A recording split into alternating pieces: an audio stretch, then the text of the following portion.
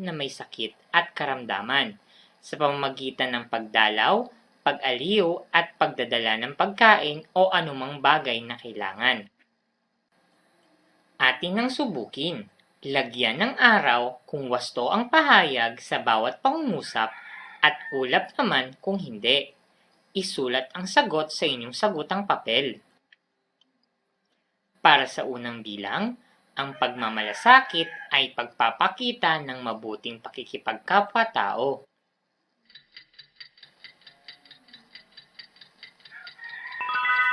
Ang tamang sagot ay araw.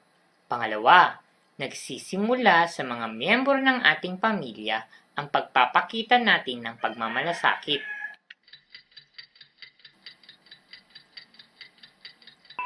Tamang sagot ay araw. Pangatlo, ang paglalaan natin ng ating oras o panahon ay hindi makakatulong sa paggaling ng sino mang kilala nating may sakit o karamdaman.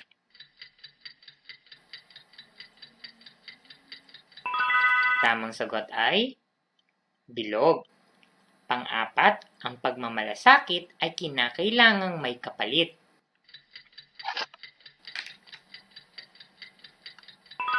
Ang tamang sagot ay bilog. At panghuli, maaari nating iparamdam ang ating pagmamalasakit sa ating kapwa na may sakit sa pamamagitan ng paglalaan ng oras para sa kanila.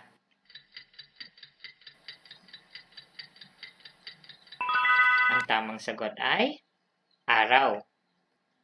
Aralin ikalawa, oras ay ilalaan para sa may karamdaman.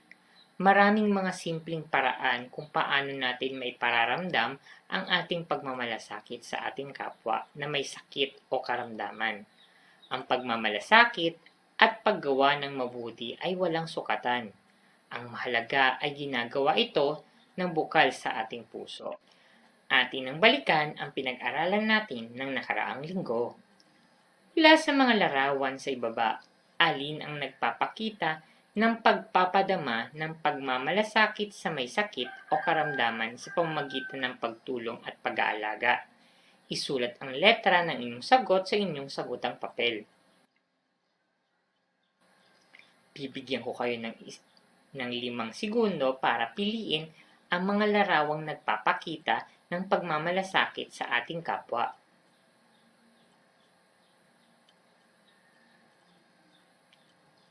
Tingnan nga natin ang inyong sagot. Ang mga letra o larawan na nagpapakita ng pagmamalasakit sa kapwa ay A. Mahusay. Pangalawa, D. At panghuli, E. Mahusay mga bata. Basahin natin ang kwento sa ibaba at alamin kung ano ang ginagawa ng magkapatid na Freya at Fred sa aming pagdalaw. Araw ng Sabado, ngunit maagang nagising ang magkapatid na Freya at Fred. Magana silang kumain ng almusal at tumulong sa pagliligpit. Mabilis silang naligo at nagbihes. Dinig ng kanilang tatay Johan ang usapan ng magkapatid habang naghahanda para sa pag-alis.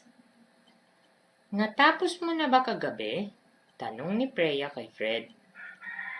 Oo ate, nilagay ko na sa bag ko. Sagot naman ni Fred. Mabuti, nilagay ko na rin sa bag ko ang ginawa ko, sabi ni Freya. Tayo nan at pupunta muna tayo sa pamilihan para bumili ng prutas at rekado para sa sopas, yaya ng kanilang nanay Solis. Pagkatapos mamili ay dumiretso na sila sa kanilang pupuntahan. Pagdating nila ay agad na pumasok sa isang silid ang magkapatid at kimusta ang kanilang lola na nakahiga sa kama. Lola, kumusta po ang pakiramdam nyo? Tanong ni Fred. Ngumiti si Lola Anding at sinabing, lagnat lang ito, apo. Mabuti na ang pakiramdam ko, lalo na at nandito kayo. Habang kumakain ng sopas si Lola Anding sa silid, napansin ni Tatay Johan na malungkot na nakaupo sa sala ang magkapatid Kaya naman tinanong niya ang mga ito. May nakita po kasi kaming mga bulaklak kanina, pero ang mahal po para ng ganoong tatay, sagot ni Fred. Ang ganda pa naman ng mga bulaklak ngayon. Siguradong matutuwa si Lola Andeng, sabi ni Freya. Hinawakan ni Tatay Solis ang kamay ng magkapatid at sinabing, alam nyo, mga anak, sa tingin ko sa pagdalaw nyo pa lang ngayon, napasaya nyo na si Lola. Talaga po, Tatay? Sabay na tanong ng magkapatid. Oo naman. Ngayon, paano kaya natin mas mapapasaya si Lola? Nakangiting tanong ng kanilang tatay. Nagkatinginan ng magkapatid. Sabay nilang nilingon at nginitian ang kanilang tatay. Kinuha nila ang bag nila at pumasok ulit sa silid ng kanilang Lola Andeng. Sabay nilang inawit ang awit na itinuro sa kanila ni Nanay Solis habang inaabot sa kanilang Lola Andeng ang sulat na ginawa nila. Pagkatapos umawit ay nagkwentuhan rin sila ng masasayang pangyayari sa kanilang paaralan. Nakatiing pinanood nila Nanay Solis at Tatay Johan ang magkapatid. Salamat sa paglalaan ng oras. Kumaan na lalo ang aking pakiramdam. Masayang masaya, sabi ni Lola Andeng. At dahil dito, masayang masaya rin ang magkapatid nang makitang masaya ang kanilang Lola Andeng dahil sa kanilang pagdalaw. Basahin at sagutin ang mga tanong. Isulat ito sa inyong sagutang papel. Para sa unang bilang, sino ang magkapatid sa kwento? Pangalawang bilang, saan sila pumunta? Pangatlong bilang, bakit nalungkot ang magkapatid pagkagaling nila sa pamilihan? Pang-apat, sa inyong palagay, ano kaya ang ibig sabihin ni Tatay Johan sa pagdalaw nyo pa lang, ngayon, napasaya nyo na si Lola? At panghuli, ano ang gagawin mo kapag nalaman mong may sakit o karamdaman ang isa sa miyembro ng inyong pamilya? Kamag-anak, kaibigan, kaklase o guro? Sa kwentong ating binasa, nakita natin kung ano ang ginawa ng magkapatid na Freya at Fred para sa kanilang Lola Andeng. Alin sa mga ito ang nagawa mo na? Ang pagmamalasakit sa ating kapwa na may sakit o karamdaman ay ating maipararamdam sa iba't ibang paraan. Ang batang gaya mo ay may magagawa rin upang maipadama ang inyong pagmamalasakit lalo na sa mga kapwa nating may sakit o karamdaman. Maaaring simpleng mga gawain pa lamang ang kaya mong gawin, ngunit malaki ang maitutulong nito upang maipadama mo ang iyong pag-aalala at pagmamahal. Sino kaya ang mas mabilis na gagaling sa kanila? Hindi mahalaga kung ano ang ibibigay natin dahil ang pagmamalasakit sa kapwa ay pag-uugaling nagmumula sa ating puso. Lagi nating tatandaan na ang pagbibigay ng panahon sa may sakit o karamdaman ay nagpapakita rin ng suporta na makapagpapanatag sa kanilang kalooban. Ito ay makakatulong na maramdaman nila na hindi sila nag-iisa upang mas lalong mapabilis ang kanilang paggaling. Para sa inyong unang gawain, iguhit ang masayang mukha kung ang larawan ay nagpapakita ng pagmamalasakit sa kapwa na may sakit o karamdaman. Iguhit naman ang malungkot na mukha, hindi. Isulat ang inyong sagot sa inyong sagutang papel.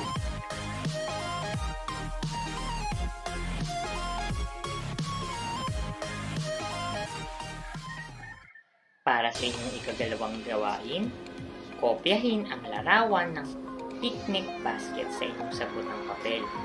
Sa loob nito ay guhit ng mga pagkain o bagay na maaari mong ibigay upang maipadama mo ang iyong pagmamalasakit sa iyong kapwa na may sakit o karamdaman.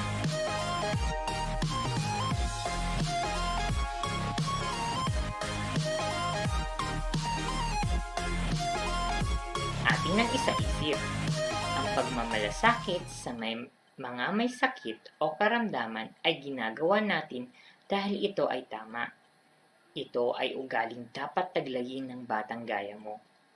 Gamit ang mga salita sa ibaba, kumpletuhin ang mga pangungusap upang ito ay iyong maisa-isip at maisa-puso. Isulat ang inyong sagot sa sagutang papel.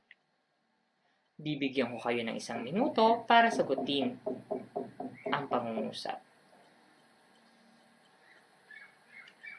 Bibigyan ko kayo ng 1 minuto para buuin ang pangungusap.